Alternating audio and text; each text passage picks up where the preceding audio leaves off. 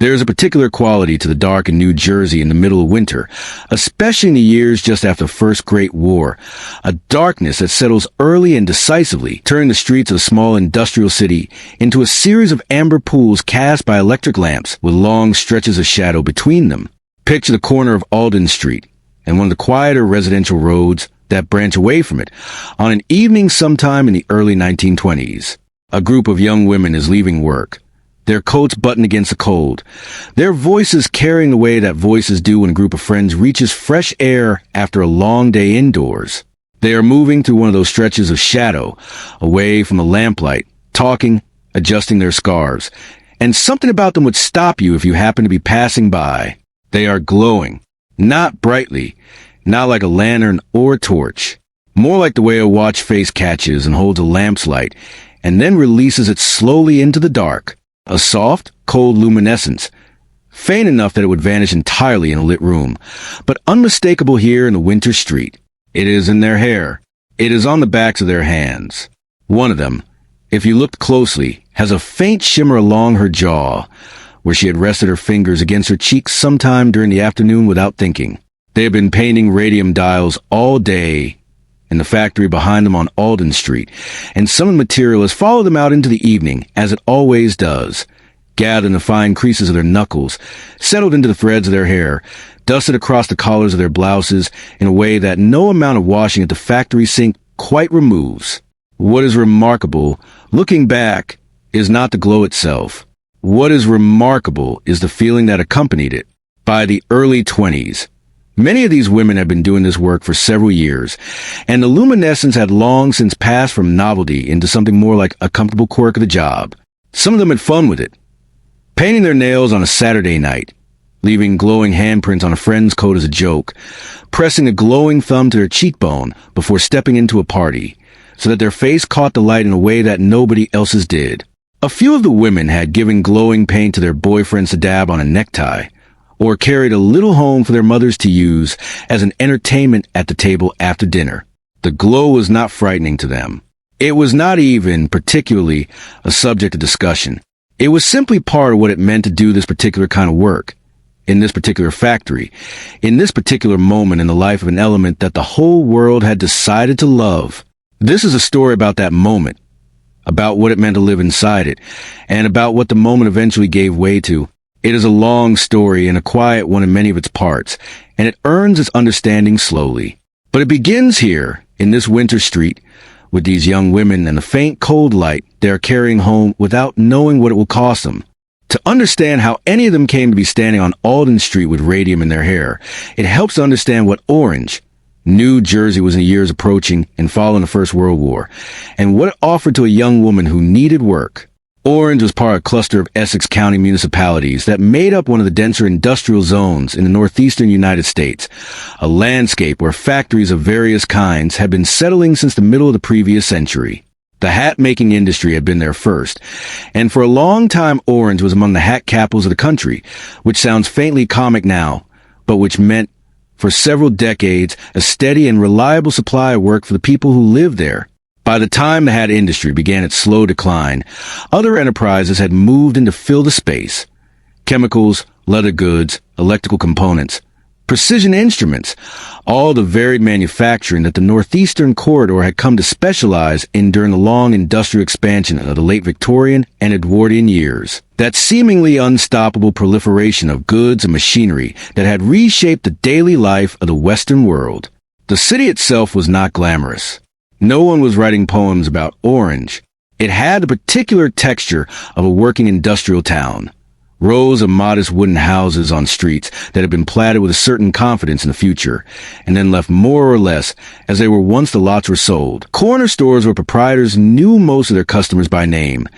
Churches that served congregations divided along the lines of the various European emigrations that had shaped the neighborhood. Italian, Irish, Polish, and others, each community with its own internal geography and its own informal networks of daily life.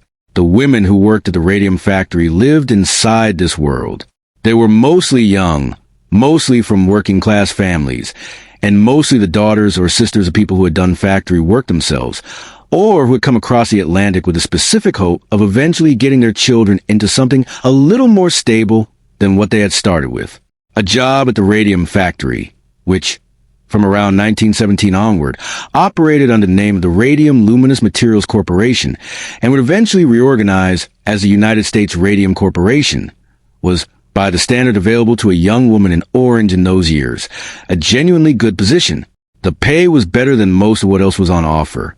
A skilled dial painter could earn in a week what a domestic servant might earn in twice the time, and the work had a certain precision and artistry to it that set apart from the heavier and more grinding labor of other local factories. You were not hauling or lifting. You were not standing at a loom in a humid room. You were doing something fine, something that required a steady hand and a trained eye and capacity for sustained attention, the kind of work that rewards care, and that a careful person could take a quiet satisfaction in. There was a social atmosphere to the place. 2. A community of women who spent their days together and who moved through the surrounding neighborhood as a recognizable group. The factory drew from a relatively small geographical area, which meant that many of the workers already knew each other or knew each other's families before they began working together. Friendships formed and deepened across the work tables. Sisters were employed side by side. The Maggia family, Molly and Quinta and Albina, all found their way to the same factory floor within a few years of one another, which made the workday an extension, in some sense, of home. Mothers sometimes pointed daughters toward the job when a position came open. The whole enterprise had the quality of something embedded in the neighborhood rather than imposed on it, a place with its own social texture and its own small traditions, its own running jokes and accumulated histories. The factory building itself was, by the architectural standards of industrial New Jersey, fairly unremarkable from the outside. Inside, it had the atmosphere of careful, concentrated work. Long tables running the length of well-lit rooms, trays of small watch dials laid out in orderly rows waiting to be painted, the faint smell of the adhesive medium mixed into the luminous paint, and the particular quality of sound that you get when a large number of people are doing focused, delicate work in the same space. Not silence, but a kind of soft collective industry. The small sound of brushes and paint trays underneath a flow of conversation. The paint itself, marketed by the company under the trade name Undark, was composed of a mixture of radium powder, zinc sulfide, and a water-based adhesive binder. In sufficient concentration, the zinc sulfide would glow on its own when energized by light, but it was the presence of radium that gave the paint its sustained luminescence, its ability to shine through the night without needing to be recharged, to keep glowing when every other light had gone out. This was a property that made it so valuable to the military, and it was military demand, the enormous and urgent requirements of the First World War for luminous dials on watches and instruments and compasses and the cockpit panels of aircraft, that had transformed what had begun as a small specialty enterprise into a factory large enough to employ dozens of young women at a time. The watches and panels that came out of the Orange factory, and from a number of other radium painting operations that opened across the northeastern states during and after the war, were destined for soldiers and sailors and pilots who needed to read their instruments in total darkness without giving away their position with a light. The practical value of the product was real, and it gave the enterprise a certain patriotic weight that added to its general respectability. These women were not merely earning a paycheck. They were making things for men at the front. The technique required to paint a watch dial correctly was not immediately obvious, and it took time to master well. The brushes were extremely fine. They had to be, because the numerals and minute marks on a watch face are small, and a dial painted with any imprecision is a dial that will not pass inspection. The supervisors who trained new workers taught them, as a matter of course, to put the brush to their lips between each dip into the paint, rolling the bristles gently against the tongue or the roof of the mouth to bring them back to a clean, fine point before applying them to the dial. It was the fastest and most reliable method. A painter using only her fingers to reshape the brush would be slower, and the point would never be quite as true. The technique became habitual very quickly, the way all repetitive skill motions eventually do, settling below the level of conscious thought until it was simply part of the rhythm of the day.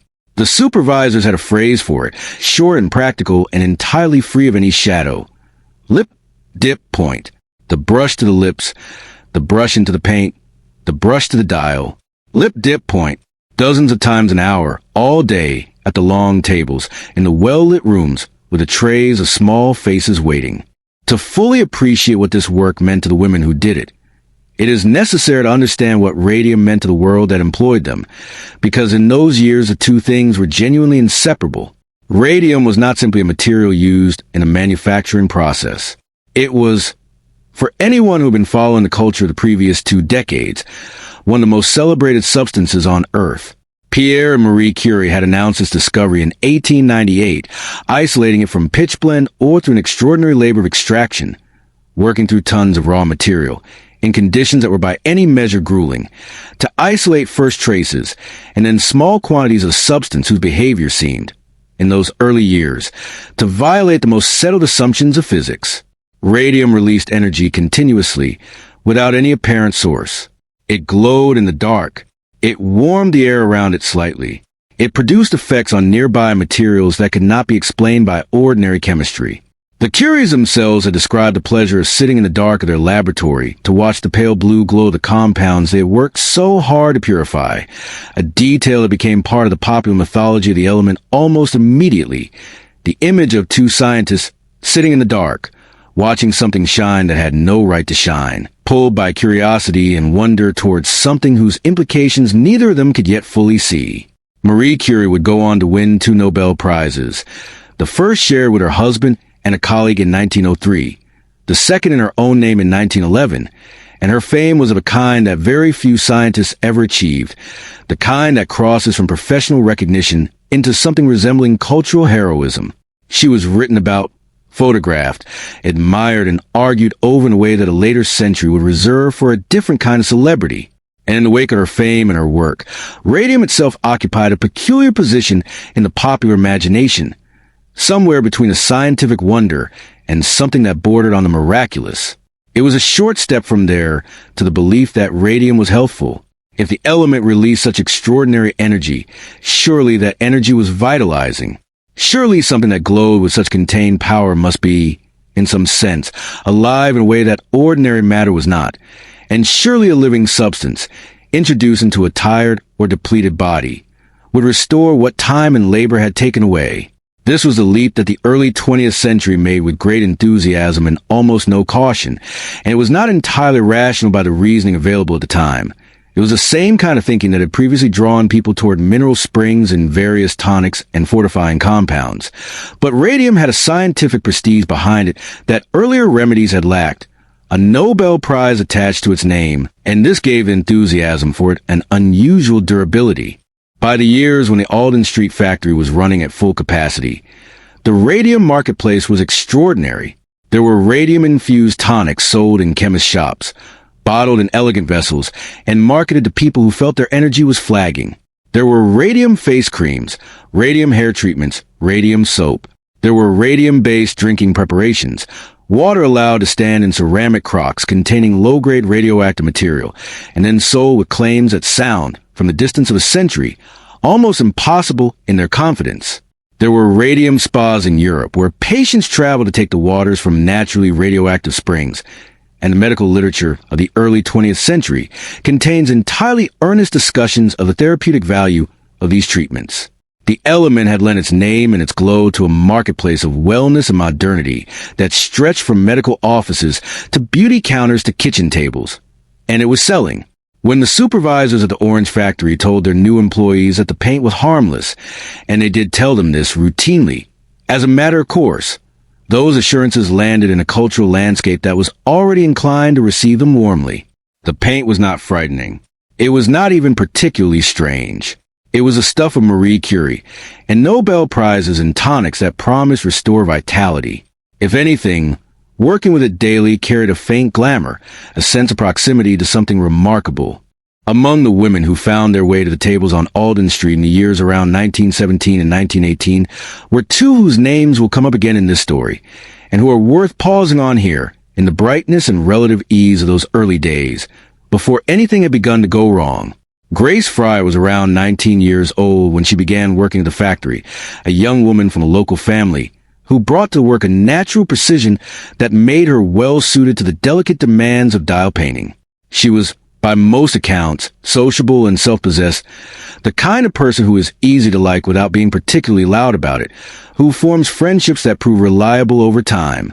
She had been at the factory only a short while when she became one of the more skilled painters on the floor, and she seemed to have liked the work, liked the company of the other women, liked the sense that she was doing something that required real attention and care. Amelia Maggia, Molly, to everyone who knew her, was a few years older than Grace, and had come to job to the neighborhood networks that brought most of the women there, a chain of acquaintance and recommendation that moved through the Italian-American community of Orange and the surrounding streets. With her sisters Quinta and Albina also working in the same building, the factory was, for Molly, an extension of domestic life, another place where the family was together, keeping each other company through the working day, carrying home the same news and the same tiredness and the same paycheck at the end of the week. What neither of these women knew, in those first years when the rhythm of the work was settling into their hands and their days, was that the paint was also settling into something else, into the calcium of their bones, patient and invisible, doing something that no amount of washing would address. But that knowledge lay several years ahead, and those years were, in many of their ordinary days, good ones. The factory hummed. The orders came in. The women earned their wages and went home to the city's streets and spent their weekends the way that young women in industrial cities have always spent their weekends, at dances and church socials and on the front steps of wooden houses, talking about the things that fill a life when a life still seems, in all its essentials, whole.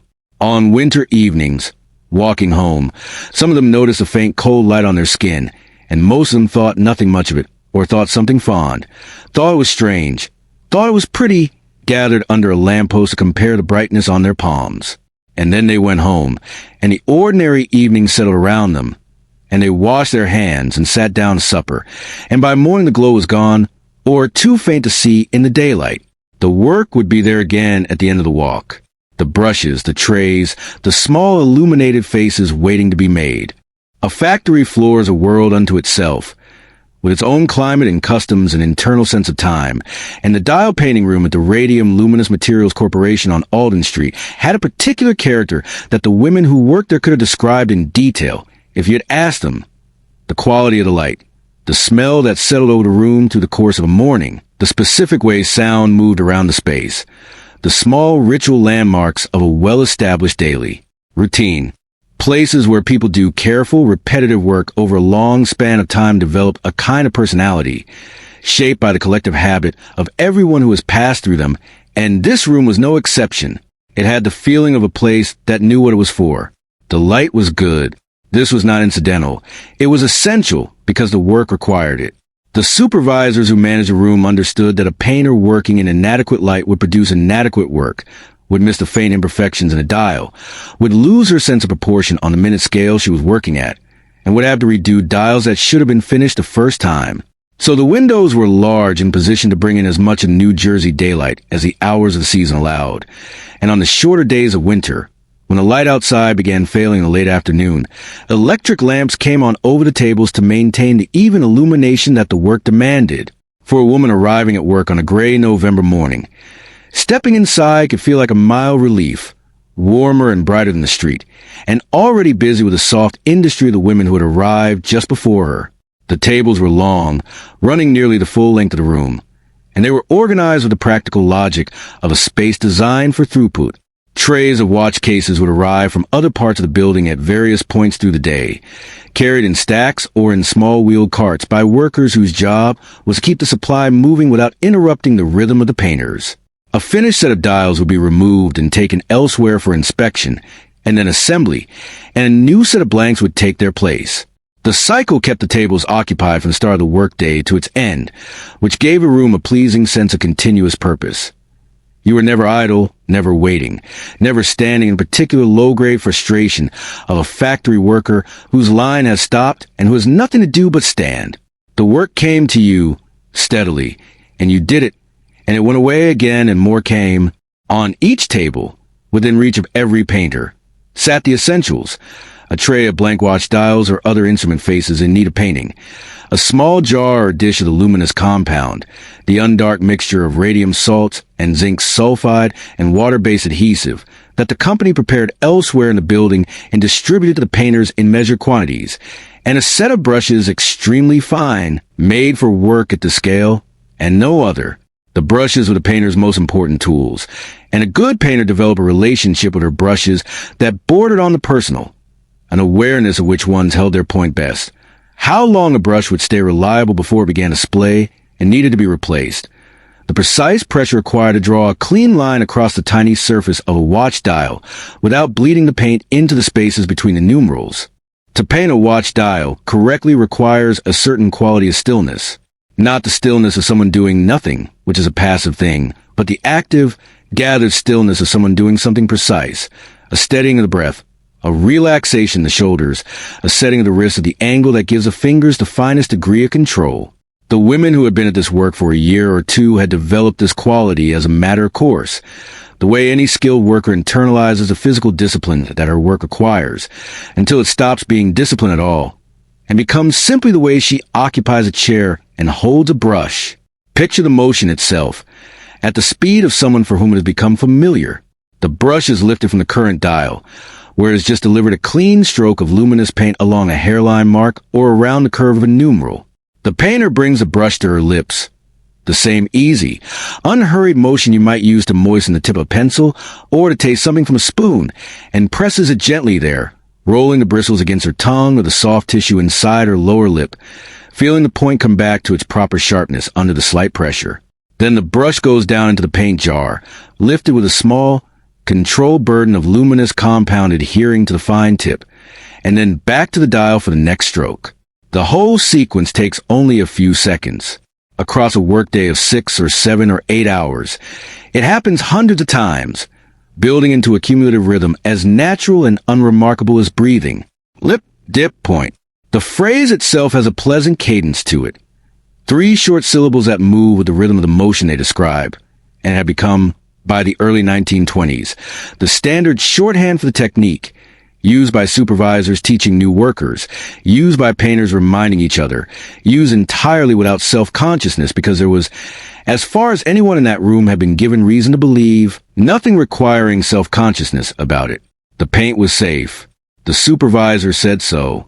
The company literature implied as much. The whole surrounding culture of the era suggested, loudly and with considerable confidence, that radium was beneficial, that proximity to it was at worst neutral and very possibly helpful, that the women who worked with it daily were perhaps even lucky in this regard.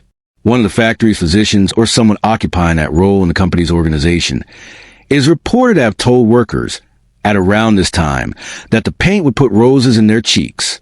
Whether or not those exact words were spoken in that exact form, they capture something true about the attitude that prevailed, an attitude not of hidden malevolence, but a genuine, period-appropriate confidence in a material that the science of time had not yet properly characterized.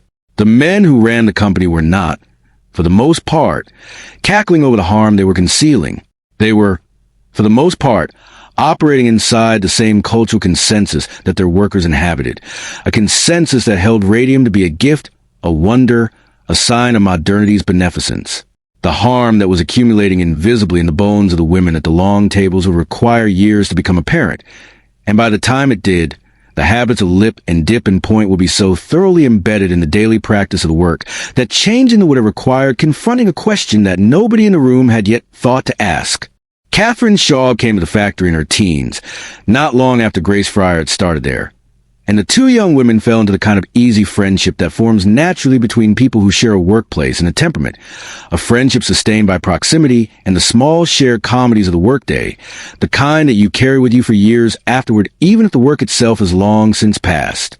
Catherine had a quick, observant quality to her, and she was good at the work in the same way Grace was good at it, methodically, carefully, without showiness, but with a steadiness that produced consistent results across the length of a long day. The supervisors noticed this kind of reliability. It was a quality that distinguished a painter who produced sellable dials from one who produced rejected ones, and the distinction mattered, because the factory's output was inspected against standards that the military and later the commercial watch market had established with considerable precision. The dials they were painting, or many of them, particularly in the wartime years, were destined for watches worn by soldiers or mounted in the instrument panels of military aircraft, or fitted to compasses that would be carried into the dark of a trench and consulted in the rain at 3 a.m. This gave the work a weight that the women were aware of, particularly during the years of the war itself, when the country's investment in the conflict was at its most total, and when the connection between an ordinary Tuesday in a New Jersey factory and the life of a soldier somewhere in France was something that people actually thought about. After the armistice in November 1918, the military dimension of the work receded, but the commercial market for luminous dials more than absorbed the slack. Wristwatches, which had been considered rather feminine accessories before the war, had become standard items for men of all classes after 4 years of the military issuing them to officers as practical instruments. And the post-war expansion of the consumer watch market meant that the demand for luminous dials, if anything, increased. The factory kept its pace. The trays of blanks kept arriving. The brushes moved. Edna Hussman and Irene Rudolph were also working the room during these years. And so were the 3 Maggia sisters, Molly, Quinta, and Albina, and several dozen other young women whose names appear in the company records of the period, listed in the flat administrative language of employment documents that manages, as such language always does, to conceal everything interesting about the lives it is nominally tracking. What those records cannot convey is the texture of the room, the accumulated social weight of a group of people who spend their days together over a long span of time, and who therefore know each other in particular layered way that co-workers come to know each other, not always as intimates, not always as close friends, but as familiar presences, people whose moods and habits and small daily rituals become part of furniture of your own days. They talked while they worked, which is one of the things that made the job tolerable and even pleasant. There is a mistaken image, sometimes applied to factory work of this era, of silence imposed from above, of supervisors patrolling for any distraction from the work, of a grim, disciplinary hush maintained over the floor. The Alden Street operation does not seem to have been like this. The women converse in the ordinary way of people who are comfortable with one another, talking across the tables about the things that filled their lives outside the factory. Families and neighborhoods, the small dramas of a community in which most of the workers were only 1 or 2 degrees of separation from one another. They talked about what they were doing on the weekend, about what had happened at the dance on Saturday, about the habits and quirks of various acquaintances and relations. They laughed, apparently often. The room was, in its social life, something more like a gathering than a work site, a place where the hours passed in the company of people you had chosen, in some sense, by choosing to be here. Molly Maggia, by the early 1920s, had been at the factory long enough that the work had become entirely natural to her hands. She was in her mid-20s by this point, a compact, sociable woman who occupied her place at the work table with settled ease that takes a certain number of years of any work to develop. She had the specific skill of the experienced dial painter, the ability to judge at a glance whether a painted numeral was cleanly done or needed a correction, the unconscious calibration of brush pressure that ensures a consistent line across a full tray of dials, the automatic quality of the lip and dip that allowed her to maintain her rhythm without thinking about it, saving her attention for the judgment calls that the work actually required. She seems to have been someone who was good at being where she was. The factory was, in important ways, her neighborhood extended.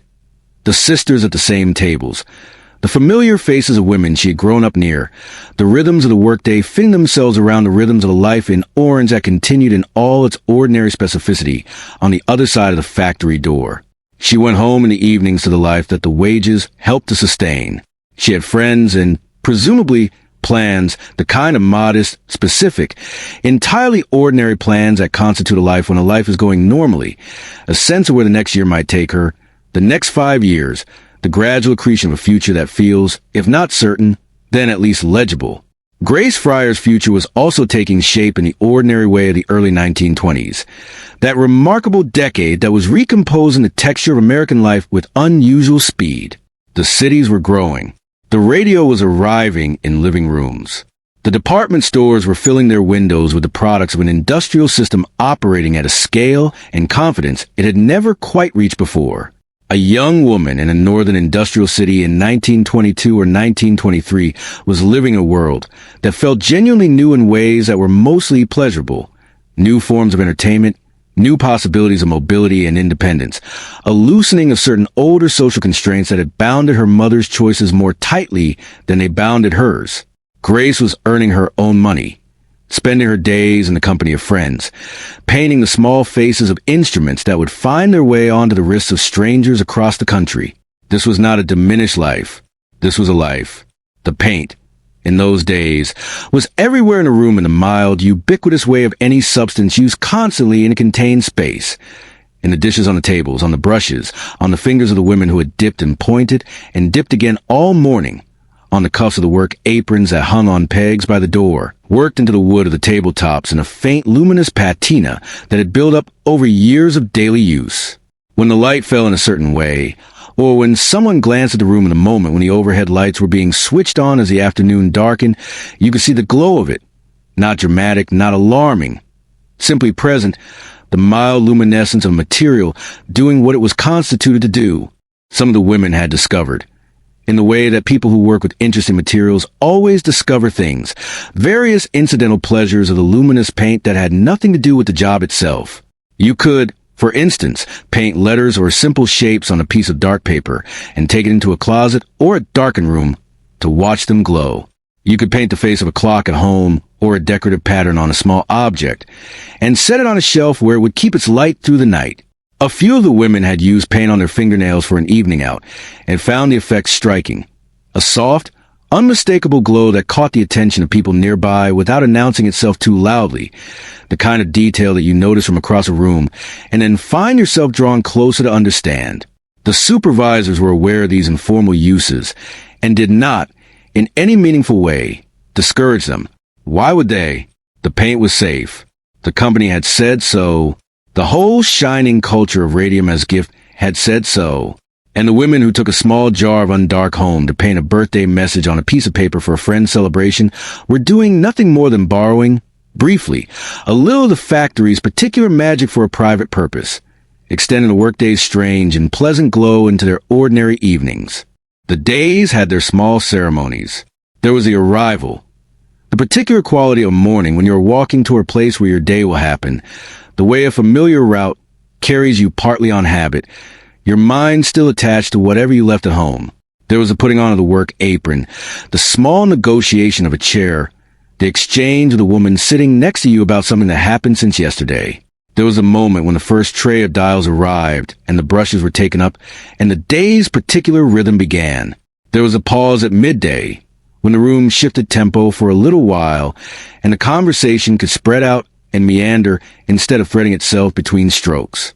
There was a gradual thickening of the afternoon and the arrival of the electric light overhead.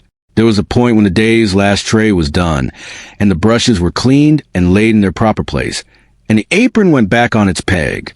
And then there was a walk home, which in the winter months meant stepping out of the warmth and light of the factory into the cold and dark of an early New Jersey evening, adjusting your coat against the air, moving along streets whose lamplight fell in pools with shadow between them. The glow on your hands and in your hair, if you thought about it all, was simply part of the walk, familiar, minor, yours. The woman beside you was glowing too, and the woman beside her, and the sound of your voices going ahead of you in the cold air was the same sound that would have been going home from any job at this hour.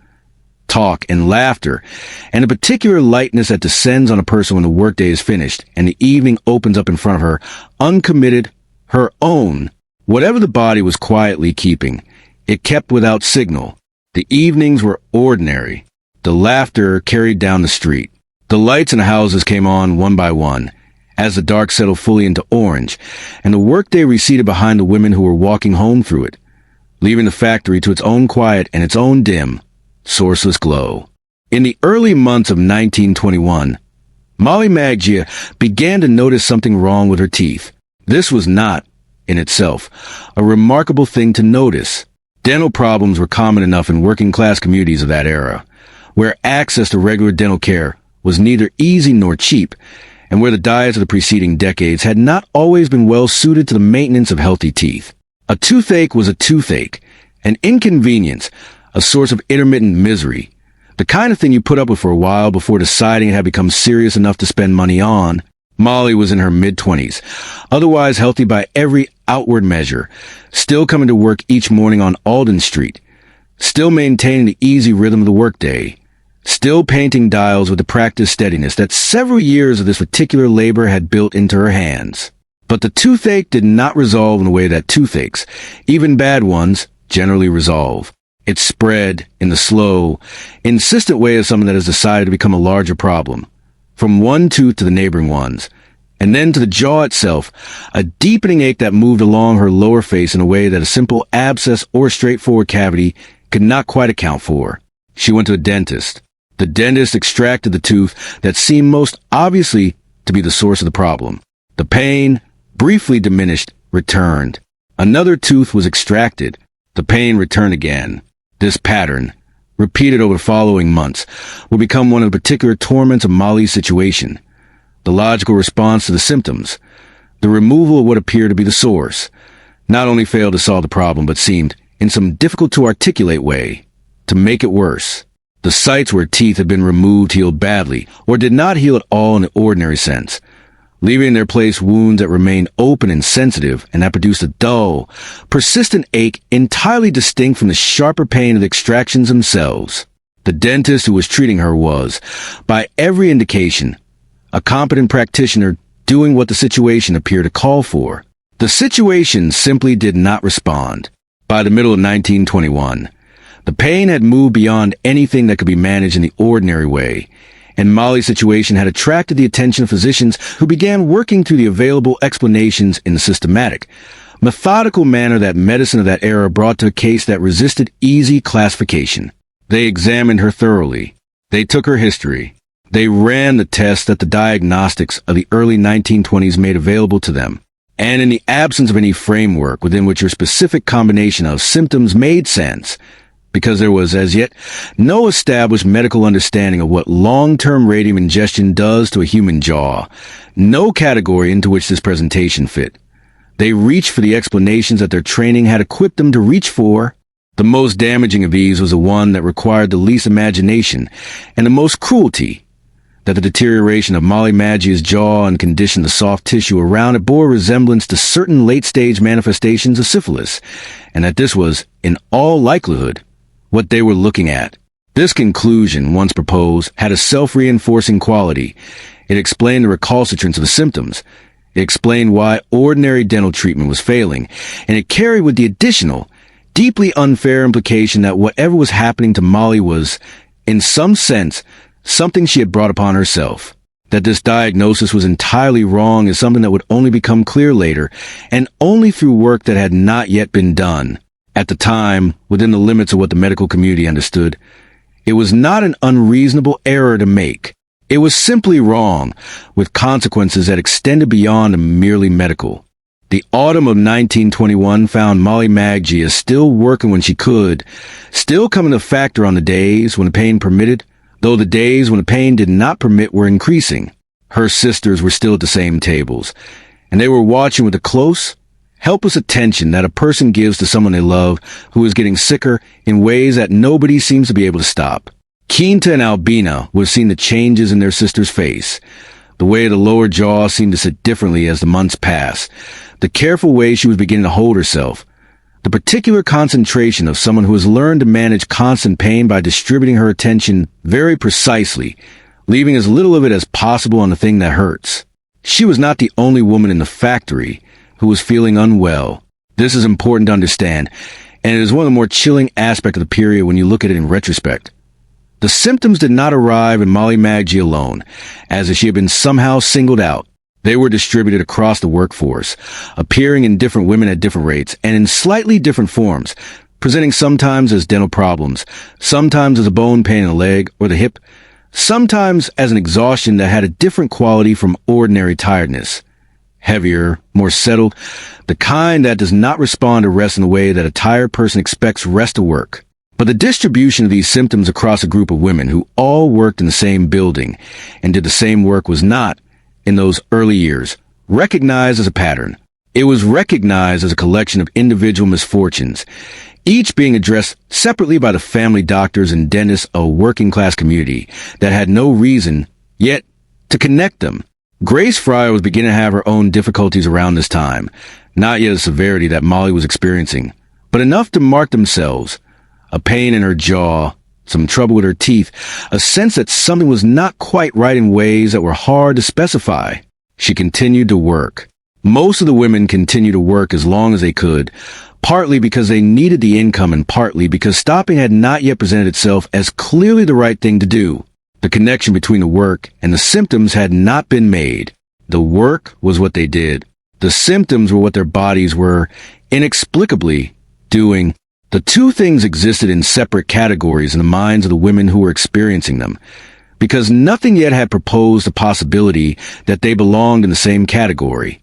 What was happening, at the cellular and molecular level, was this: radium, once ingested, behaves in the body in a way that the body cannot distinguish from calcium. The skeleton is constantly in the process of remodeling itself, breaking down old bone tissue and laying down new. And calcium is the primary mineral involved in this process, drawn from the diet and from the blood, and used to build the crystalline matrix of bone. Radium, which sits in the same column of the periodic table as calcium and shares certain chemical properties with it, passes through the same biological pathways. It is absorbed from the gut as calcium is absorbed. It is incorporated into bone as calcium is incorporated into bone. And once it is there, it begins to do what radium does: to decay, releasing radiation into surrounding tissue day after day, year after year, in quantities that the tissue cannot tolerate over time. The bone itself, irradiated from within at close range and continuously, begins to die in small areas and then larger ones. The dead tissue does not remodel normally. It becomes, in the medical parlance of the period, necrotic, dead and unable to sustain the ordinary biological processes that keep bone tissue alive and healthy. In the jaw, where the bone is dense and close to the surface and already under the biological stress of supporting teeth in their sockets, this internal irradiation tends to produce effects sooner and more visibly than elsewhere in the skeleton. The teeth lose their anchor as the bone around them deteriorates. The soft tissue, also being irradiated by the radium deposited nearby, breaks down. Wounds fail to heal. The bone itself, in advanced cases, becomes fragile in a way that is genuinely difficult to understand without seeing it. Not the normal brittleness of calcium-depleted bone, but something more thoroughgoing, a structural failure at the level of the material itself. None of this was understood at the time. Not fully, not clearly, and certainly not in any form that had reached the doctors treating these women. The biological behavior of ingested radium was not something the medical literature had addressed in any systematic way, because the medical literature had not yet encountered a population of people who had been ingesting it daily for years in the quantities that the lip-end dip technique delivered. Radium had been worked with by researchers, and some of the early researchers had noted its effects on skin and tissue at the point of external contact. Marie Curie herself had, toward the end of her life, hands permanently damaged by years of handling radioactive materials. But the specific situation of chronic, long-term internal deposition in bone was a new thing in human medical experience. And it was new in part because the factories on Alden Street and the others like them had created a population of people experiencing it for the first time. Molly Maggia died in September of 1922. She was 24 years old. The official cause of death listed on her certificate was syphilis, the diagnosis that had settled over her case in the absence of any better explanation, which meant that she left the world carrying, officially, a stigma that was entirely undeserved, recorded in documents that would persist after her in the flat, authoritative language of administrative record. Her jaw had deteriorated very severely in the final months, and the physical experience of that deterioration was something that her family witnessed with the helpless closeness of people who cannot remove a suffering that is happening to someone they love in the same rooms where they live. Her sisters, who had been at the same factory tables doing the same work with the same paint and the same technique, went home after she died to think about what the last 2 years had meant and what they might mean for their own futures. The factory kept running. Other women kept painting. The trays of dials kept arriving and being carried away, and the brushes kept moving to the small ceremonies of the work. Lip, dip, point, the quiet rhythm that had become as natural and unremarked as breathing. Whatever Molly's death meant, it had not yet assembled itself into something that pointed clearly at the factory, at the paint, at the specific mechanism by which a young woman could spend several years doing perfectly ordinary and apparently safe work and emerge from it with her skeleton poisoned from the inside. The company, however, the management of the Radium Luminous Materials Corporation and its successor entity, was not quite as uninformed as the women on its payroll, or as the doctors treating those women, or as the community in Orange that was watching its younger women grow sick in bewildering ways. There is evidence, gathered and examined by later researchers and journalists and lawyers, that the company was receiving reports from scientific and medical sources in the early 1920s that raised, at the very least, questions about the safety of the work being done on Alden Street. Exactly when those reports arrived and exactly what they said and exactly what the management understood from them is something that proved difficult to establish with precision, in part because the company did not keep the kind of transparent record that would have made the answers easy to find. But the general outline is clear enough. Information that bore on the health of the factory's workers was arriving in the hands of people who could have acted on it, and it was not reaching the workers themselves.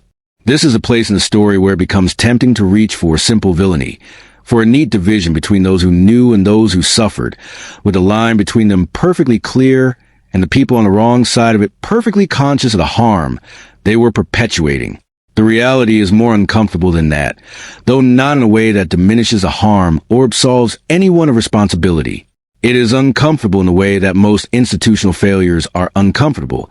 It involves people making decisions within frameworks that made those decisions feel at the time like reasonable ones, and it involves a particular human capacity for not knowing what one does not want to know, for finding, always, the interpretation that requires the least disruption to existing arrangements. The men who ran the radium factory in the early 1920s were operating in an era when the regulatory apparatus for occupational health was thin, the legal doctrine of employer liability for workplace injury was limited, and the culture of industrial capitalism had not yet developed the norms, however imperfectly enforced, around worker protection that would be built, partly from cases exactly like this one, over the following decades. They were also operated with a genuine uncertainty about the science, because the science was genuinely uncertain, because this was a new situation and a new problem, and the answers that would later seem obvious were not yet obvious to anyone. None of this excuses a decision not to share what was known with the women, who were most directly affected. But it locates that decision in a human landscape rather than a cartoon one, and the human landscape is, in its way, more instructive. What is clear is that the women on the factory floor were not given the information that would have allowed them to make informed choices about continuing to work there. What is clear is that the lip and dip technique, which was both the most efficient way to point the brushes and the mechanism by which the largest quantities of radium were being ingested, was taught and reinforced and maintained as standard practice long after there was reason to question it. What is clear is that the medical examinations that were eventually offered to workers, and they were offered in a form that presented itself as a gesture of corporate responsibility, were conducted in ways that prioritized the company's legal position over the health of the people being examined. There is a detail from this period that tends to stay with people when they encounter it. At some point in the early 1920s, as the report of illness were beginning to accumulate in the company's awareness, a group of workers at the factory were examined by a physician connected to the company's interests. The examination produced assessments that, in several documented cases, described workers as healthy when their actual condition was considerably more serious. The purpose this served was not mysterious. If the workers were healthy, then the company was not responsible for their illness, and the connection between the work and the suffering could be maintained as an open question rather than a settled one. The women who received these assessments, who were told, in effect, that they were fine, went home with that information and lived inside it for some time before the accumulating evidence of their own bodies made it impossible to believe. What it feels like to be told you are well when you are not, to receive the imprimatur of medical authority for a conclusion that your own experience contradicts, to spend the following weeks or months holding these two things against each other in your private life. That is something that documents do not record, because it is not the kind of thing that appears in administrative records.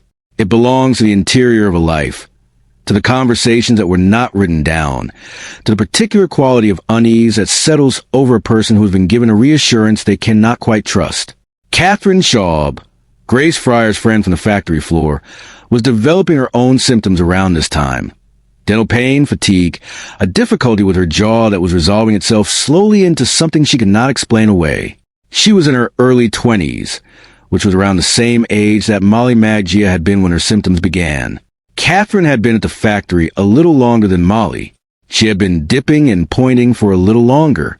These facts did not yet present themselves to her as facts of a particular kind. They were simply parts of her biography, the way all fact about a person's life are simply parts of their biography until a moment when a frame appears that shows them to be something more than random accumulation. That frame had not yet appeared. The factory was still running. The evenings in Orange were still turning cold in the way that New Jersey evenings do in the autumn. The light leaving early.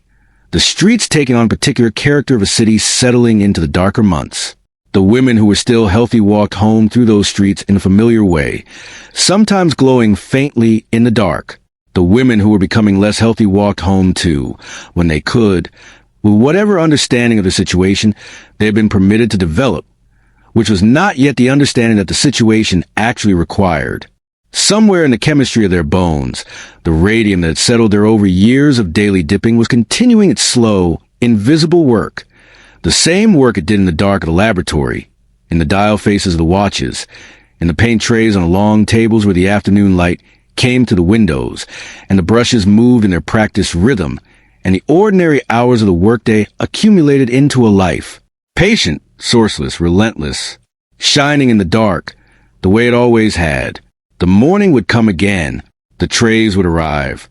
The work would wait. Harrison Martland came to the question of the dial painters the way most careful investigators come to important questions. Not all at once, and not through a single dramatic revelation, but through the slow accumulation of small anomalies that eventually reached a critical weight and tipped. He was a medical examiner for Essex County, New Jersey, which placed him in office in Newark, a short distance from Orange in the ring of surrounding municipalities where the factory's workers lived and increasingly were dying. His job was a close acquaintance with death in its various forms and causes, and this acquaintance had given him a particular quality of attention, a professional habit of lingering over the detail that did not fit the expected pattern, of holding a question open rather than closing it prematurely around the nearest available explanation. This patience with uncertainty is not as common a professional habit as it ought to be, and it made Martland, in retrospect, exactly the right person to be in that particular office at that particular time. The cases that had been coming to his attention in the early 1920s had a family resemblance that was difficult to articulate at first and easier to see as the cases accumulated. Young women, mostly, workers from Orange and the nearby streets, presenting with severe and progressive bone disease, particularly the jaw, in some cases spreading to the legs and hips and other load-bearing structures of the skeleton, dying in several instances at ages that made the severity of their condition doubly strange. The diagnoses attached to these cases were various.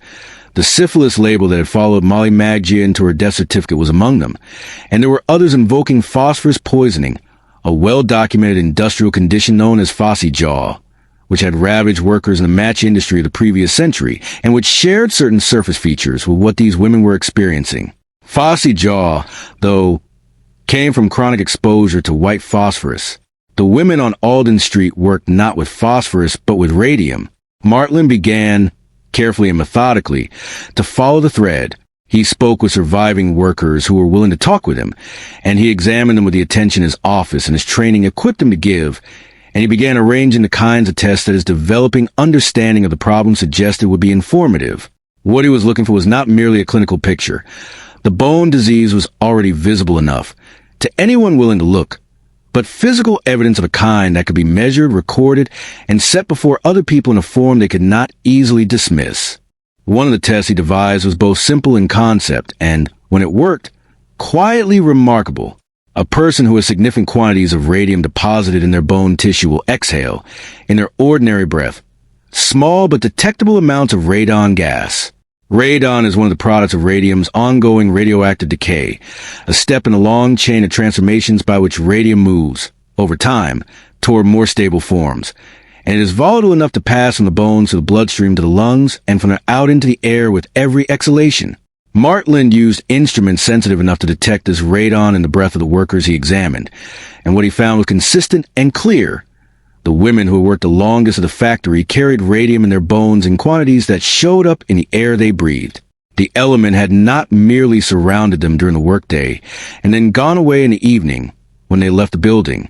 It had settled into their skeletons and become, in a chemical and physiological sense, part of them, as permanent now as the calcium had been mistaken for, as intimate as the architecture of their own bodies. To understand what this meant, it helps to spend a little time with what bone actually is, and what happens to it when something like radium takes up residence inside it. We tend to think of bone as a stable, unchanging part of ourselves, the framework that persists while the softer tissues around it turn over and renew. But bone is not static. It is a living tissue, continuously maintained by cells that break down old bone material and lay down new, in a process of remodeling that continues throughout a person's life. This remodeling serves many purposes. It allows bone to respond to mechanical stresses placed on it, strengthening in areas that bear more load. It allows the skeleton to repair small damage before it accumulates into larger structural failure, and is a mechanism by which calcium is managed across the whole body, drawn from bone when dietary intake falls short and deposited back when it is plentiful. Radium enters the system because its chemistry resembles calcium's closely enough to pass unrecognized through the same biological gates. It is absorbed from the gut the way calcium is absorbed. It travels through the bloodstream alongside calcium. And when the bone-building cells reach for the calcium, they need to lay down new bone matrix. They take up radium along with it, incorporating it into the crystalline structure of the bone itself, where it lodges permanently and begins its work. From inside the bone at extremely close range, it delivers radiation to the surrounding tissue, to the bone cells themselves, to the bone marrow, to the blood vessels and nerves that thread to the hard material of the skeleton, and to the softer tissue nearby. This close range, continuous irradiation is qualitatively different from exposure at a distance, in a way that a small fire burning inside a house is different from a fire burning in the street outside it. Distance matters enormously with radiation. The inverse square law, which describes how the intensity of radiation falls with distance from its source, means that a source deposited directly inside the bone delivers a dose to the immediately surrounding cells that is orders of magnitude more intense than the same source would deliver from across the room. The result, over time, is a progressive destruction of the bone tissue from within. Cells die. The material of the bone loses its normal architecture. In the jaw, where the bone is dense and near the surface and already under biological stress of supporting teeth in their sockets, the deterioration tend to become visible and symptomatic earlier than in the larger bones of the spine or the pelvis, though those are affected too in time in ways that produce their own distinct catalog of suffering. In the jaw, the teeth lose their anchorage as the bone around them breaks down. Wounds fail to heal properly because the tissue that should be healing is being irradiated at too high a rate to maintain the biological processes that healing requires. In severe cases, the bone itself becomes fragile and necrotic in a way that seems to belong to a different category of disease from ordinary bone loss.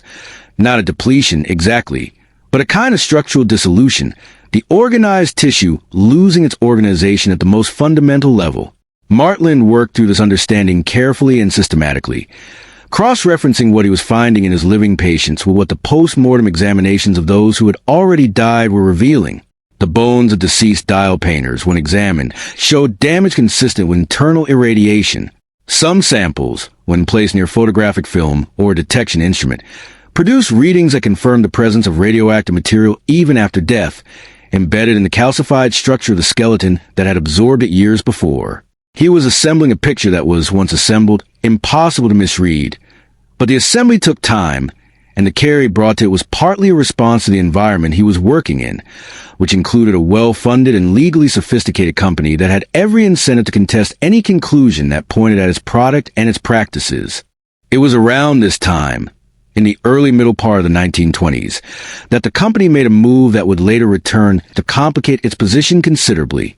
Concerned, presumably, by the accumulating reports of worker illness and by the questions that were beginning to circulate in medical and industrial hygiene circles, the management of the United States Radium Corporation commissioned an independent medical study of its workforce.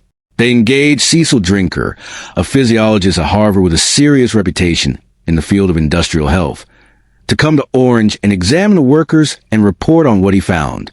Drinker arrived with his team, conducted his examinations with care, and found what a careful examiner looking at that workforce at that time could not help but find: evidence of significant and serious health problems among the workers, consistent with chronic exposure to radioactive material, in a pattern that pointed clearly at the work itself as the source. His report, when he wrote it, said so with a plainness that scientific findings warrant when the evidence is clear. What the company did with that report is a matter that would later be examined in some detail by journalists and lawyers interested in the case. The version of events that the plaintiffs eventually pieced together, and that Drinker himself corroborated, was that the company sought to alter the report's conclusions, to soften or remove the language that connected the workers' conditions to the factory's operations, in ways that Drinker did not agree to. The report that was made available, or the version of it that circulated in ways that served the company's interests, did not fully reflect what Drinker had found. His actual findings, and the record of what had been asked of him, would eventually become part of the legal proceedings that lay a few years ahead. But in the meantime, the workers remained without access to the conclusions that an independent examination of their own health had produced. There is something in this episode that is worth sitting with for a moment, not in anger, but in the plain spirit of trying to understand what it meant for the people affected. The women who were examined by Dringer's team came to those examinations with whatever hope or anxiety a person brings to a medical evaluation whose stakes feel high. The hope of being told something useful, the anxiety of learning something bad. The baseline human wish to understand what is happening in one's own body. They were examined by capable people. A report was written, and the conclusions of that report did not reach them in the form in which they had been written, because other interests had intervened in the space between the doctor's pen and the worker's knowledge. This is the texture of what happened, beneath the legal and scientific dimensions of it. It is about what people were allowed to know about themselves. 800 miles to the west of Orange, in a small city on the Illinois River that sits in a wide and quiet part of the prairie, a separate population of young women was painting radium dials at their own long tables, in their own well-lit room, with their own jars of luminous paint and their own fine brushes, sustaining their own version of the lip and dip rhythm that had become the universal practice of the trade.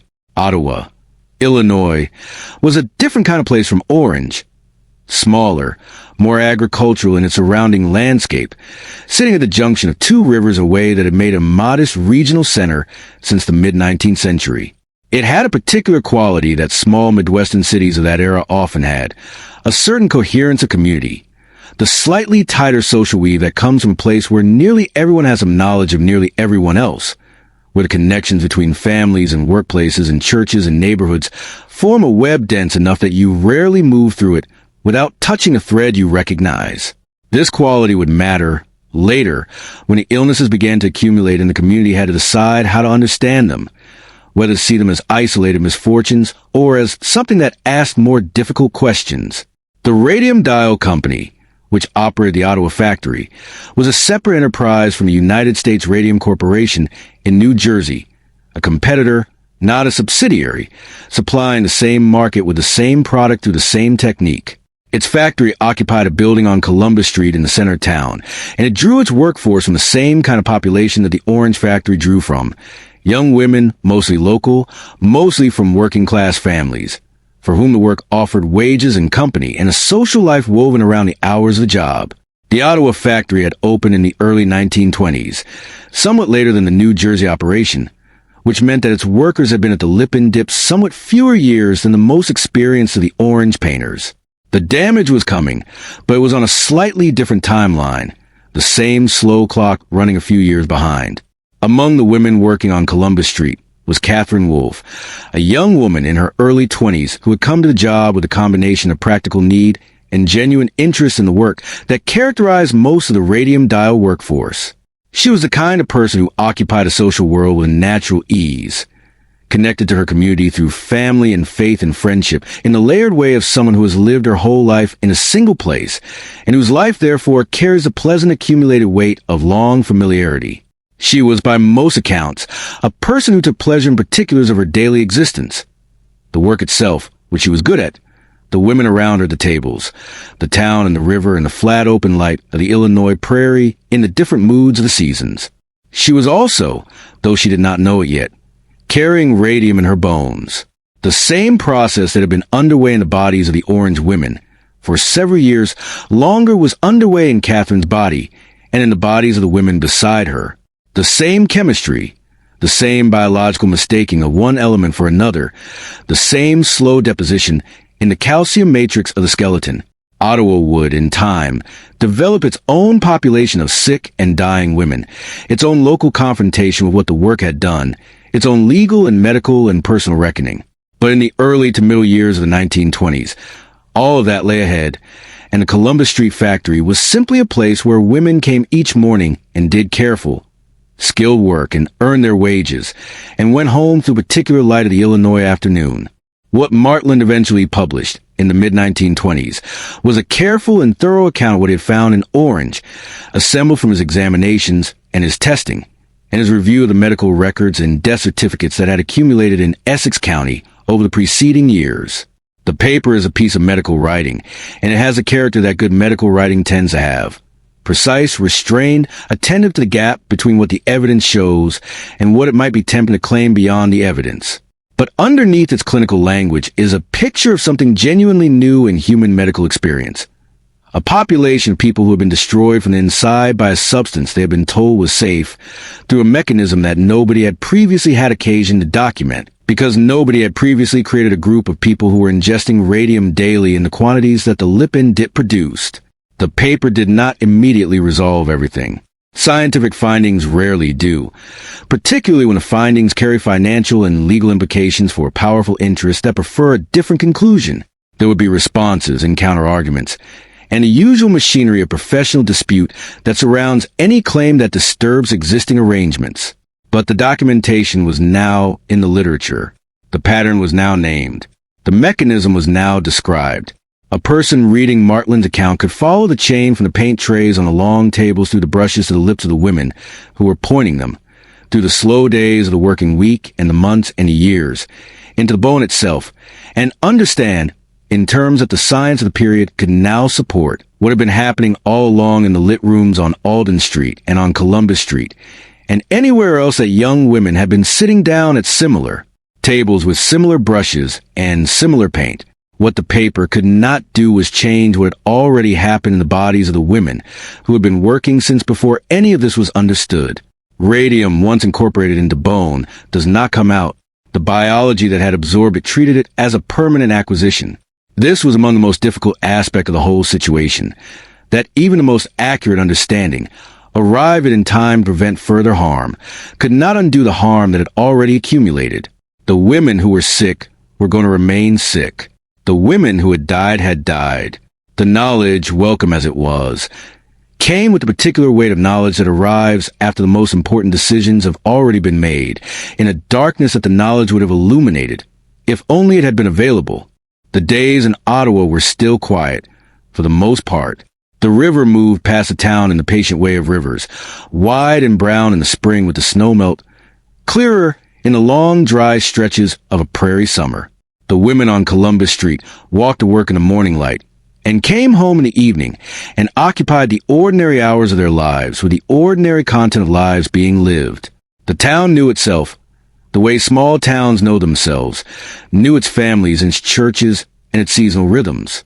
Whatever was coming was still, in those early years, mostly hidden in the category of the future, where difficult things often remain until they arrive.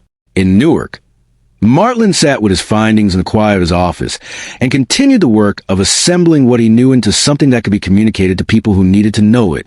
The files on his desk held names and dates and test results and death certificates and the records of examinations conducted in conditions that were, in various ways, inadequate to what they were meant to accomplish. They held the shape of something that was asking, with increasing insistence, to be seen whole rather than in parts. Outside his windows, the city went about its business in the ordinary way of a city that does not know it is the background to something that will matter. The afternoon light came in at an angle and moved across the papers on his desk, slow and steady, the way light does when time is passing, and the important thing is still in the process of becoming clear. By 1927, Grace Fryer had been trying for the better part of 2 years to find a lawyer willing to take her case. This is a kind of sentence that requires a moment's consideration, because it describes something that is easy to pass over too quickly, A young woman who knew or had come to know with certainty that lived in her bones as much as her mind, that her employer had done something to her that had damaged her life. Spending 2 years being told by one legal office after another that the matter was not one anyone was prepared to pursue. The reasons given varied. The statute of limitations presented a genuine difficulty under New Jersey law, which allowed a relatively narrow window for personal injury claims, and determining when that window had begun for an injury that had accumulated invisibly over years of daily exposure before announcing itself in bone pain and dental disintegration, was a legal question whose answer was not obvious and whose resolution required someone willing to argue in court before a judge who might or might not be sympathetic. The company was well-funded and legally sophisticated, with the resources to make any case against expensive and slow and resistant in all the ways that well-resourced defendants can make cases expensive and slow and resistant. And the evidence, while it was real, was not the simple kind. It was medical and scientific and industrial, requiring expertise that needed to be assembled and presented and defended against expert witnesses brought in to contest it. These were genuine obstacles. They were also to a young woman in a back brace. She was wearing one by this point, to support a spine that was no longer quite reliable, a particular kind of discouragement. The brace was not comfortable. It was a visible sign of something happening in her body that the years since the factory had been doing their patient, incremental work of making undeniable. She walked with it to the offices of lawyers who were polite and heard her out and declined, and then walked out again into whatever the weather was doing that day and made her way home to a life that the brace was part of, that the pain was part of, that the knowledge of what had been done to her was part of, and that still required her to find, somehow, the stubbornness to try the next name on her list. She did not find Raymond Barry through any particularly dramatic means. He was a young attorney in New Jersey, not long established in practice, without the long client list and institutional connections that had made the more senior lawyers hesitant to take on a case that was certain to antagonize one of the larger industrial employers in the region. He came to the case without a fully formed understanding of what he was walking into, and what he was walking into changed his understanding considerably in a short period of time. But he took the case.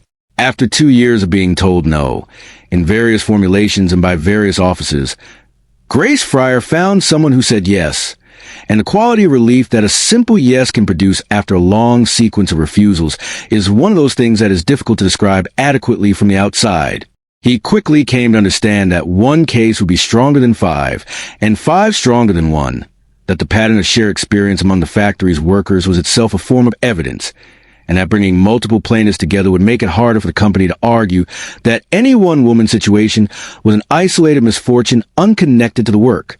The women he eventually gathered into the lawsuit that was filed in 1927 were Grace herself, and Catherine Schaub, who had been Grace's friend and fellow painter since the early years on Alden Street, and Edna Hussman, who had worked at the factory during the same period.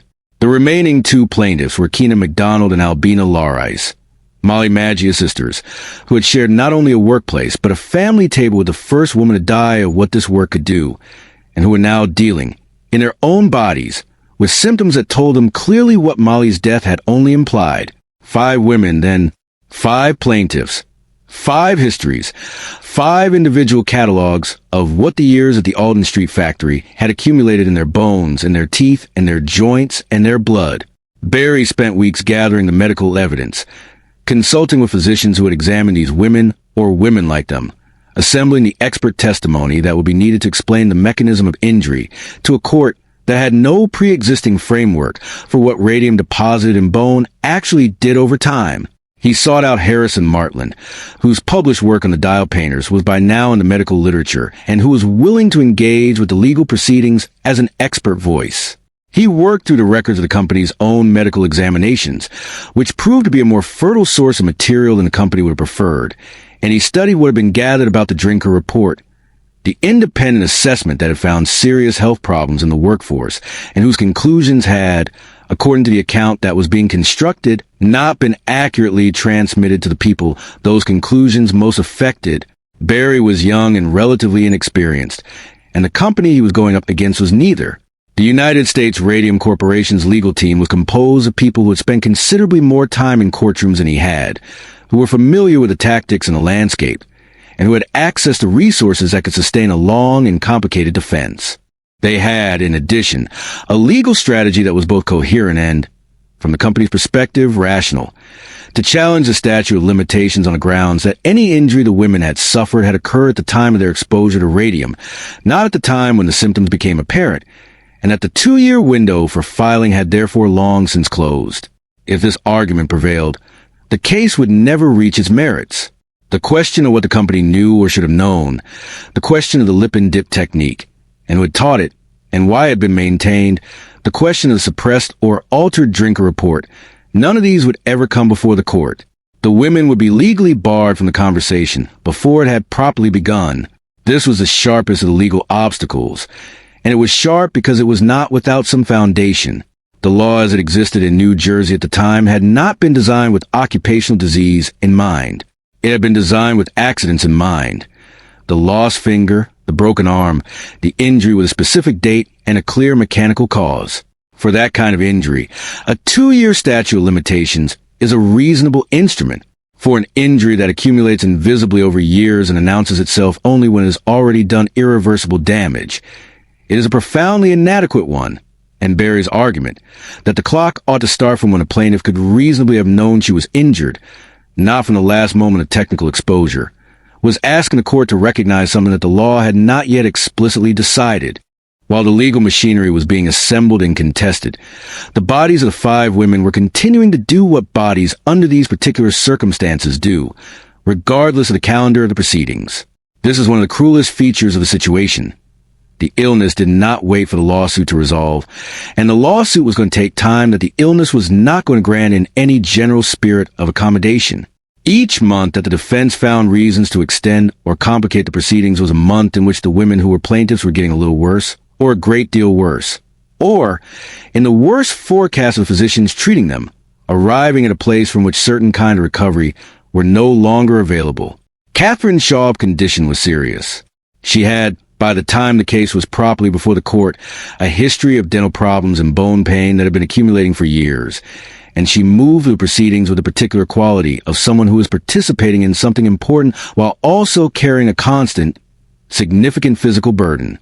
Grace's back brace was a daily reality. Keenan McDonald and Albina Larice were at different stages of the progression of symptoms, but in none of the 5 women's situations was the trajectory encouraging. The physicians who examined them for the purposes of the litigation were producing estimates and assessments that the lawyers incorporated into their filings with the clinical language that legal documents use for things that are not, when you encounter them in ordinary human life, clinical in the least. The case attracted the attention of the press fairly early, and the press, once it understood what it was looking at, gave it the kind of coverage that cases involving human suffering and corporate power tend to generate when both are present in sufficient concentration, and the victims have faces that can be put in a photograph. The newspapers of the period were not delicate about any of it. The women were photographed, in their work clothes, or in their good clothes, or sometimes in the poses of illness that photography of the period imposed on its subjects in ways that the subjects themselves did not always choose. They were described in language that alternated between genuine sympathy and the slightly melodramatic register that popular journalism of the 1920s brought to stories of this kind. They were named, and their symptoms were described, and the photographs of them ran beside articles that put the facts of the lawsuit in terms a general reader could follow, with whatever inevitable simplifications that kind of translation requires. The public response was substantial. Letters came, to the women themselves, to the newspapers, to various officials. The specific combination of elements in the case seemed to touch something in the popular imagination of the late 1920s that more abstractly corporate story would not have. 5 young women, visibly ill, pursuing a claim against a company that had profited from their labor and had, by the accounts circulating in the press, been less than candid about what that labor was costing them. There was, in this combination, something that felt both familiar and newly outrageous.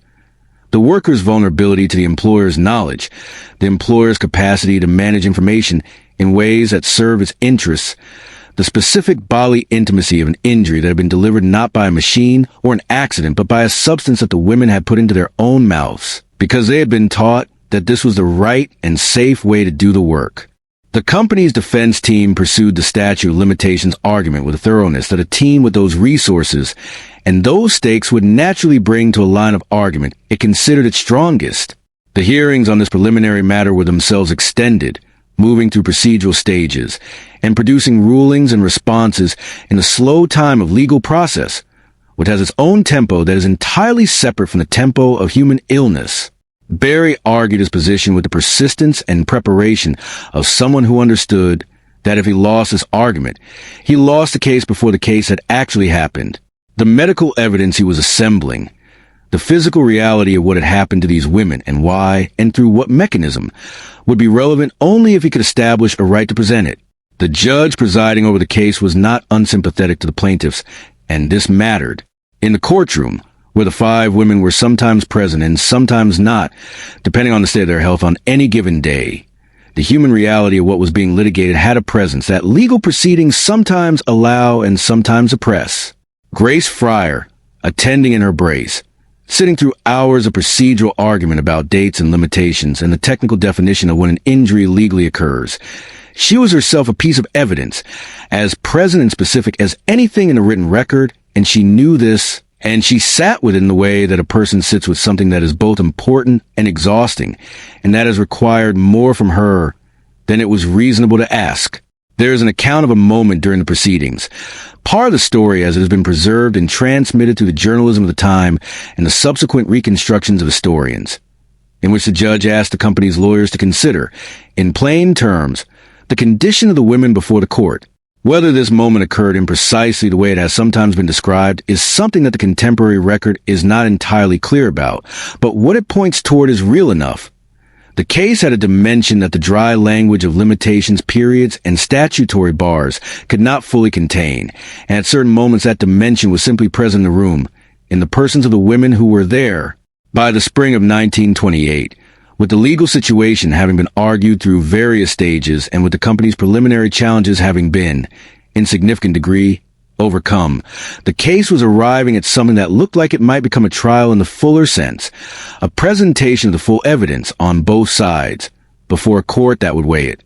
The medical findings that Martland had assembled, the records of the company's own examinations and what they had found, and what had been done with those findings, the testimony of the women themselves about what their working conditions had been and what they had been told about the safety of those conditions, all of this was preparing to enter the record. The settlement, when it came, arrived not as a courtroom verdict, but as a negotiated agreement reached while the full trial was still underway or approaching, the company and its lawyers having calculated, at some point in the proceedings, that the alternative to a settlement was a trial that would be worse for them in ways that were now fairly legible. Each of the 5 women received a sum that has been reported with slight variations across different sources, but the general shape of it was a lump payment together with a provision for ongoing medical care and an annual stipend for the remainder of each woman's life, however long or short that life proved to be.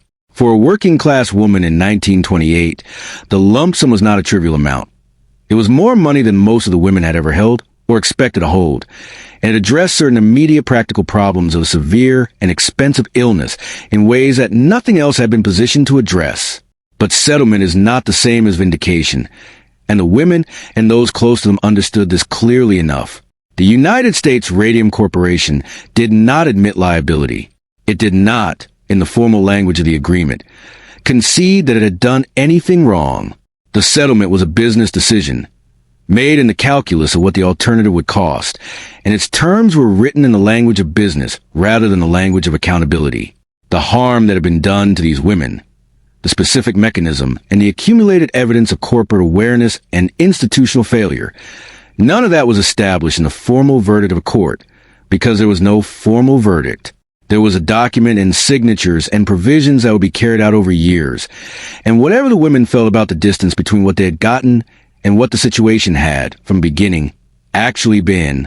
Grace Fryer was 30 years old in 1928, and the brace was still part of her daily life. And whatever the settlement meant to her practically, the fundamental fact of her physical situation had not changed. She had walked into the factory on Alden Street as a teenager with a steady hand and a good eye for fine work, and the factory had deposited something in her bones that no legal proceeding and no settlement amount and no number of words in a newspaper article would ever take out. She knew this. She had been living with this knowledge for long enough that it had become simply the condition under which she inhabited her own life, the ground on which everything else was built, unavoidable, permanent, requiring management rather than resolution.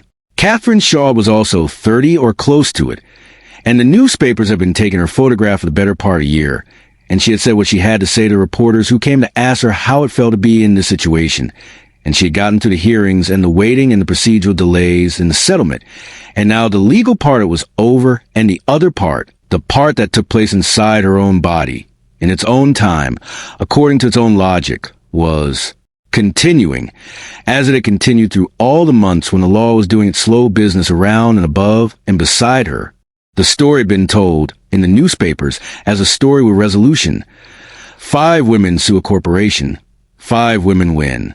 The newspapers that covered the settlement used language of triumph, of vindication, of the underdog finally brought to justice, because newspapers of that era, and, for that matter, of this one, prefer their stories to have shapes that move in that direction. And there was truth in that framing. Something had been established. Something had been named, publicly and with legal weight, as a wrong done to these women by their employer. Something had been added to the record of what American corporations were, and were not permitted to do to the people who worked for them, and that addition was real and would have consequences. But the women who had added it to the record were going home to the same bodies they had brought to court. The radium was still where it had always been, in the places where calcium goes and does not come back. Whatever the newspaper said, the bones did not read newspapers. They continued their own slow story, in their own private language, patient and meticulous and entirely indifferent to the calendar of litigation and public attention that had briefly organized itself around them. In the autumn of 1928, the trees along the streets of Orange would have been doing what they do in the New Jersey autumn, the colors that come with the shortening days, the way the light changes in October and falls differently on familiar buildings and familiar streets, giving everything the quality of something seen for the first time and also for the last. The world went on in the ordinary way of a world that has just finished paying attention to something and moved on to the next thing. The women went on too, each in the circumstances that the settlement had partly altered and the illness had not. Raymond Barry had done what he set out to do, and he had done it well, and what he had done would matter in ways that were still, in 1928, mostly ahead of him rather than behind.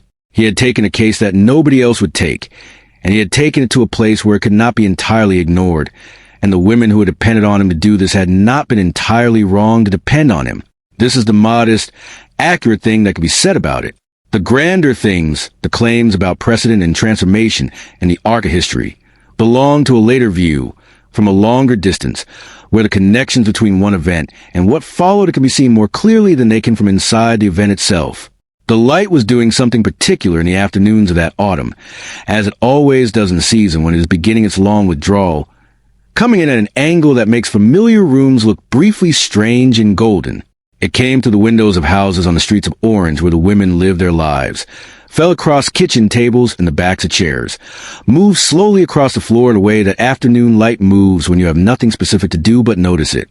Ordinary and particular and completely its own, the way light is, the way everything is when the public story is finished and the private one continues, alone and specific, and outside the reach of any account that tries to tell it. The settlement did not fix the women.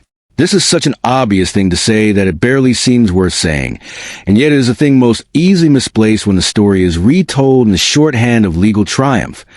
The simple, irreducible fact that what the women had won was money and medical care, and a form of public acknowledgement, and what they still had after the lawyers had shaken hands, and the press had written its final columns, and the public attention had moved along to whatever it moved in next, was radium in there.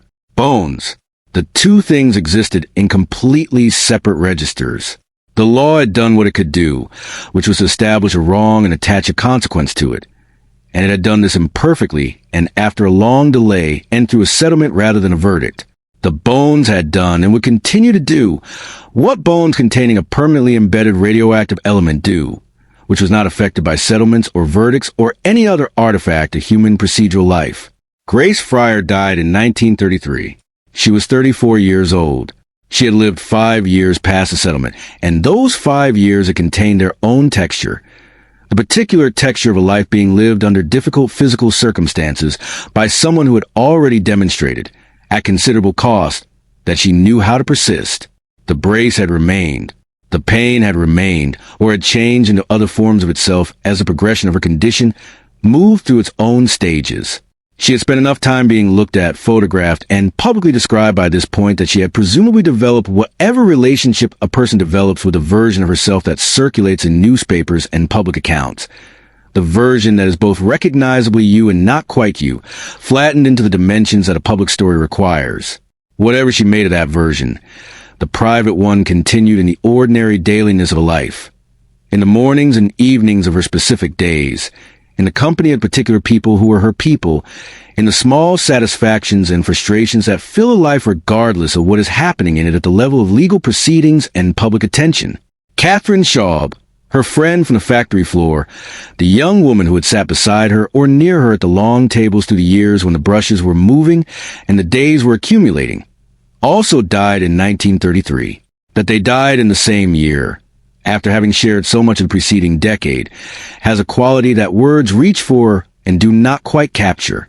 They have been friends in the ordinary way of people who spend their working days together. They had been plaintiffs together.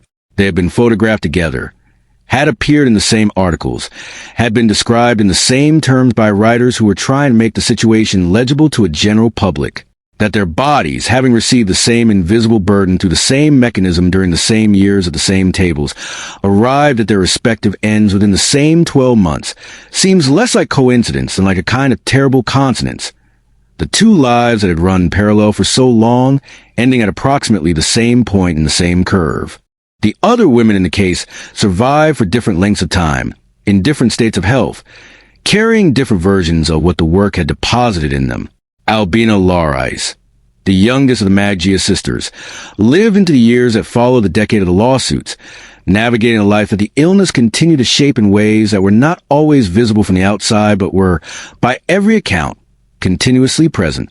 She had watched her sister Molly die in 1922, before any of the legal machinery had been set in motion, before the medical picture had been assembled, before any of it had been named publicly for what it was. She had gone to the factory tables the morning after, and the morning after that, because the circumstances of her life had not yet arranged themselves to make stopping possible or even clearly indicated. The years that followed gave her more information than Molly had been permitted to have, but they did not give her back what the years before that information had taken. Keenan MacDonald's path through the years after the settlement ran its own course, distinct in its particulars from those of the other plaintiffs in the ways that individual lives are always distinct when you look at them closely enough, resistant to the generalization that a shared legal proceeding tries to impose. She had come to the lawsuit through the double motive of her own symptoms and the memory of her sister, and what she carried away from was both somewhat more and considerably less than what the newspaper account suggested she had won.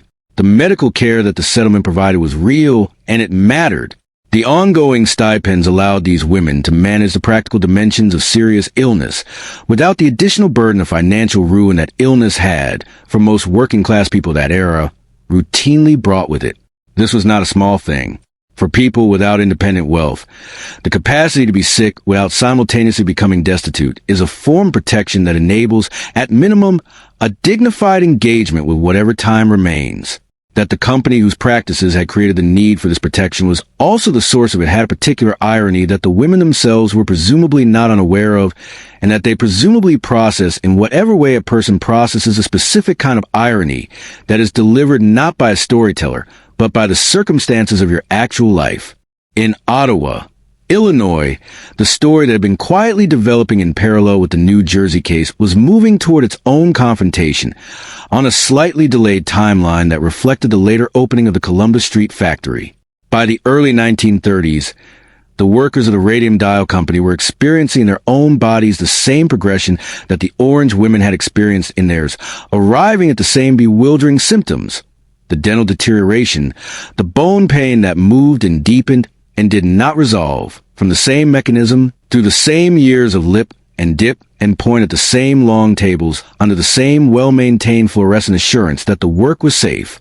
Some of the Ottawa women had followed the New Jersey case in the newspapers and had drawn from it, By the time their own situation had become sufficiently advanced to demand action, a framework for understanding what was happening to them that the Orange women had had construct without precedent.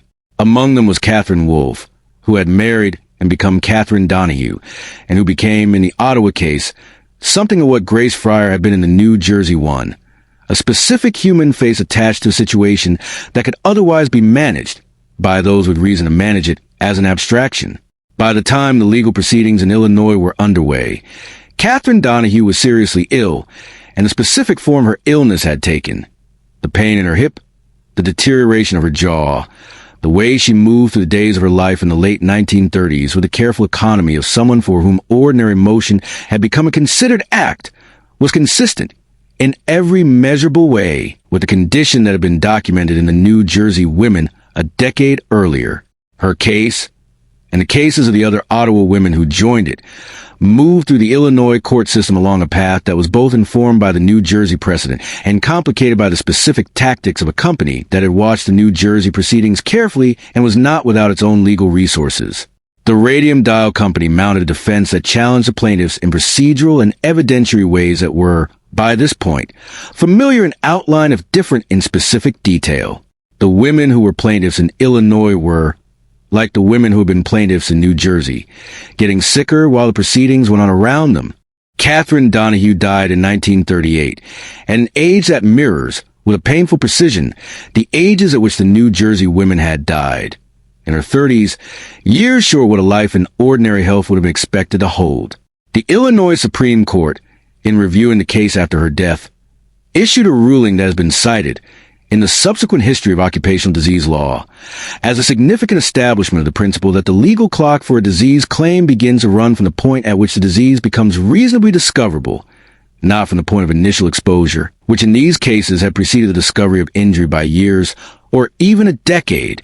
This principle, once established in the case law, had implications well beyond the specific circumstances of the women who had established it, extending the practical possibility of legal remedy to workers in other industries who suffer from diseases that announce themselves late, that build invisibly before they become apparent, that do not come with the clear timestamp that a machine accident provides. The legacy of what the dial painters had been through was not primarily legislative or legal, though the legal contributions were real. It was, more than anything, a matter of knowledge, the slow, costly, irreversible process by which a civilization learns something it did not previously know and cannot, once has learned it, unknow what was learned, in the specific scientific terms that Martland and the researchers who followed him established, was a set of facts about the biological behavior of ingested radioactive materials that had not previously existed in any organized form in human medical understanding. The dial painters were the first large population of people to experience chronic internal contamination with a radioactive element in quantity sufficient to produce measurable and characteristic disease, and the careful study of their cases, the physical examinations, the breath tests, the post-mortem analyses, the correlation between duration of employment and severity of symptoms, built a body of knowledge that was both appalling in what it described and genuinely invaluable in what it established. In the years following the New Jersey and Illinois cases, and particularly in the years of the Second World War, when the Manhattan Project was assembling the resources and expertise needed to build an atomic weapon, the people responsible for protecting the health of the physicists and chemists and engineers working with radioactive materials found themselves drawing, in significant part, on what had been learned about the dial painters. The question of how much radiation a human body could tolerate, and through what mechanisms, and over what timescales, was not an abstract one for the people designing the first nuclear facilities. It was a practical and urgent question, and the dial painters had answered parts of it, at a cost that nobody had asked them to pay and in a role that nobody had explained to them they were filling. The concept of a maximum permissible dose for radiation exposure, the idea that a quantity could be established below which the risk of harm was considered acceptable, and that workplaces and procedures could be designed to keep exposures within that quantity, emerged from a set of discussions and calculations in which the experience of the dial painters was foundational. Their bodies, in a sense, had defined certain parameters of the problem. The suffering that had accumulated in the bones of the women on Alden Street and Columbus Street had produced, among its other results, a set of data points that informed the safety calculations that protected a different group of workers in a different decade from a different but related form of harm.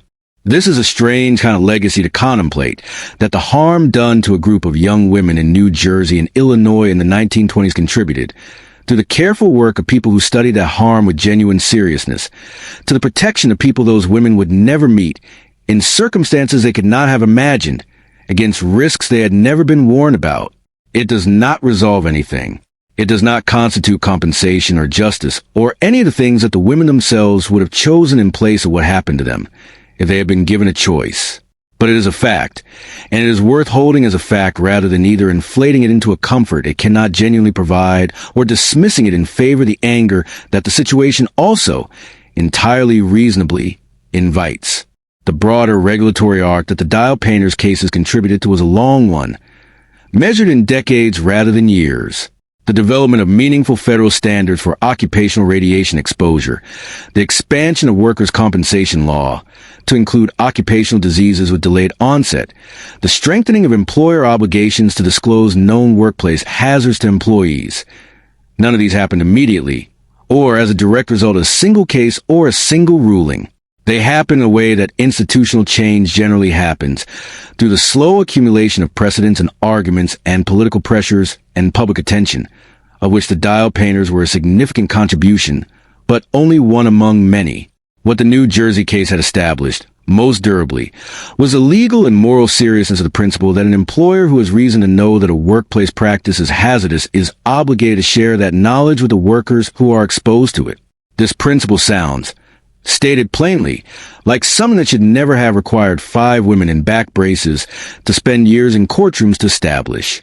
And it did sound that way to many of the people who read about the case in 1928, who expressed, in the letters and editorials and public responses to the coverage, something that was not merely sympathy for the women involved, but a genuine bewilderment that the situation they were in had been legally possible, that an employer could teach an employee a practice it had reason to believe was dangerous, could receive reports from independent investigators confirming that danger, and could still require the courts to be pressed before acknowledging any obligation arising from this sequence of events. The bewilderment was understandable, and it was productive, in the sense that it fed into the arguments that reformers in the fields of labor law and industrial hygiene were making throughout the 1930s and beyond. But the bewilderment did not solve the problem it identified. The problem was solved, or moved toward being solved, imperfectly and incompletely, as these things always are, through the long, unglamorous work of legislation and litigation, and the gradual shifting of what the culture considered acceptable. The dial painters were part of that work. Not the whole of it, but a part that mattered, and that was remembered, in the rooms where those arguments were made, by people who understood what it meant to have a specific, documented, human story attached to an abstract principle. There is something else worth noting quietly, before this story settles into whatever resting place it will find.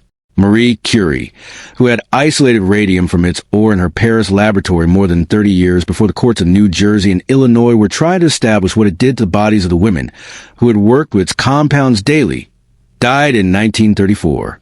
The cause of death was aplastic anemia, a failure of the bone marrow to produce blood cells, a condition consistent with what a lifetime of handling radioactive materials without adequate protection, at close range and in large quantities, does to the tissue responsible for blood production.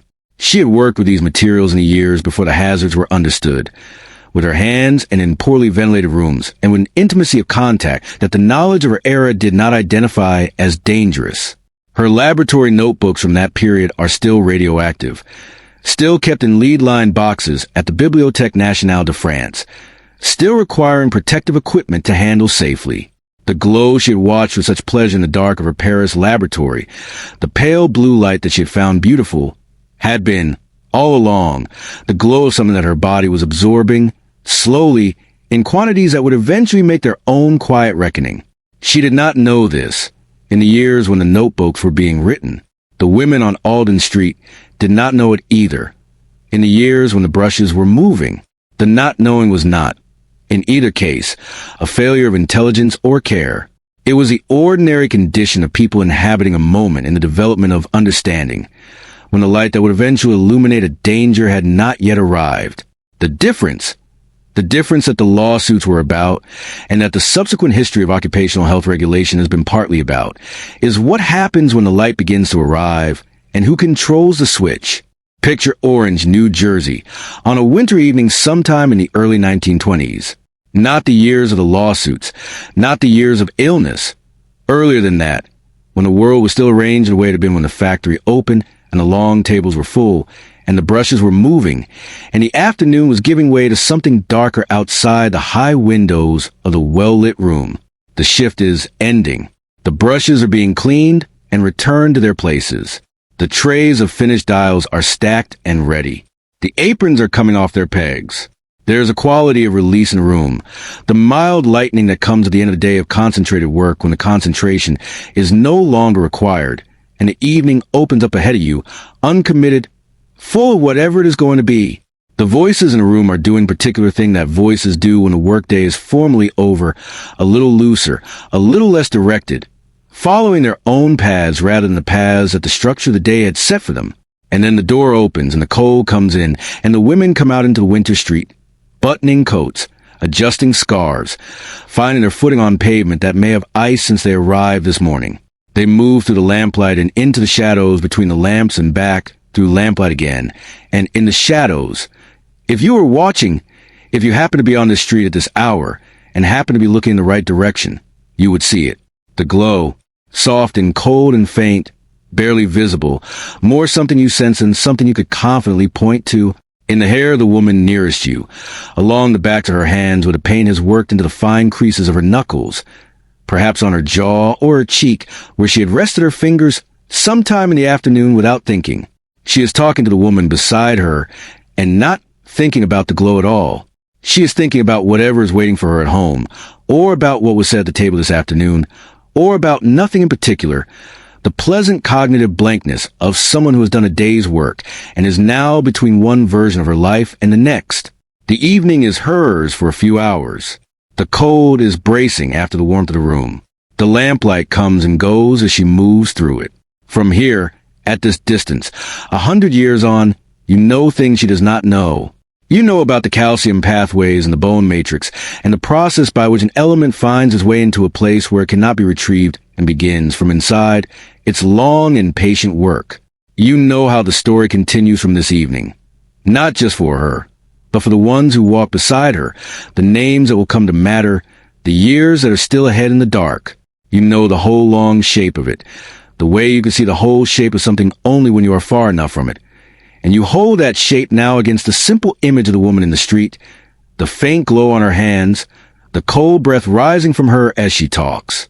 What you cannot know, what the distance does not give you, however long the distance, is the interior of that evening, the specific quality of her tiredness after a day's careful work, the pleasure of the cold air after the indoor warmth, what she is saying to the woman beside her, what she is thinking about, what she will have for supper, what she is looking forward to. These things are gone, as the interiors of ordinary evenings always go. Not recorded, not preserved, existing now only in whatever continuation they found in the people who loved her and the people those people loved, thinning with each generation until the thread becomes too faint to follow. She walks on through the dark. The lamplight takes her back briefly, and then releases her again into the shadow between the pools of light, where her outline softens and the glow on her hands and in her hair is briefly, quietly visible, that faint cold shine that she has long since stopped noticing, as we stop noticing the ordinary wonders that attend us daily, because wonder requires a contrast that familiarity removes. She does not look down at her hands. She is talking, laughing perhaps, moving through the winter street in the direction of home. The dark closes around her, and the glow goes with her, and the street is empty and quiet and perfectly still.